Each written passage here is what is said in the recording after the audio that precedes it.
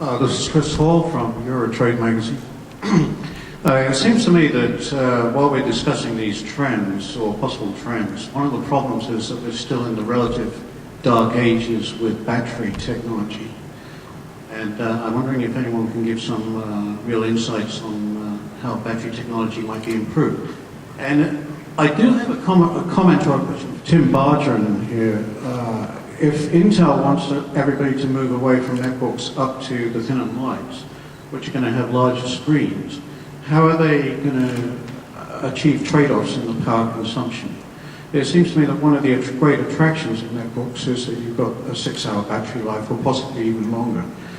Some benchmarks have clocked, say, the Samsung NC10 at 9 hours. Yeah, the problem though with the netbooks all use the Atom processor.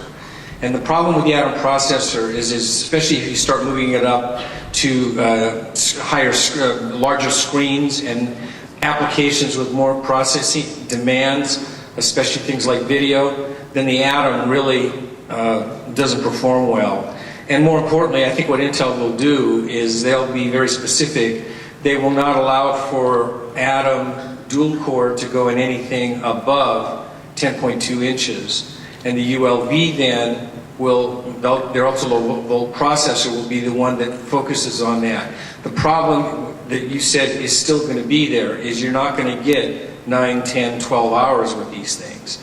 You're going to still be in the probably 4 to 5 range at best.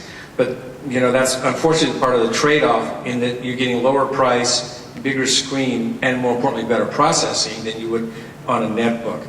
On the battery issue, I'll just take one crack at it, and I think some of my colleagues have more to say on that. I mean, there is some interesting work going on in fuel cells, but we're unfortunately probably, I keep saying, I've said this for 10 years, we're 5 years away, and we're still way out in getting fuel cells commercialized.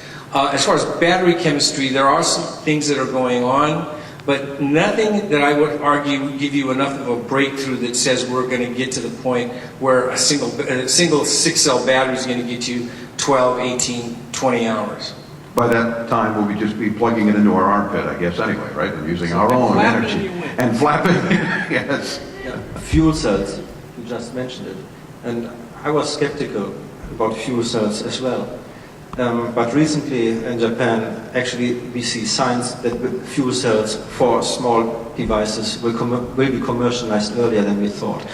I think there was a news on Nikkei that Toshiba is starting to mass produce small fuel cell for small devices. And this might open up new possibilities in this regard. Also at the last fuel cell show in Tokyo just 1 month ago, I actually saw quite a lot of small portable fuel cells, also for camping and so on. There's a lot in this regard. There's a lot going on in Japan already with products that might come to the market in 1 or 2 years. So we might see maybe fuel cells earlier in PCs, in notebooks, and even cell phones.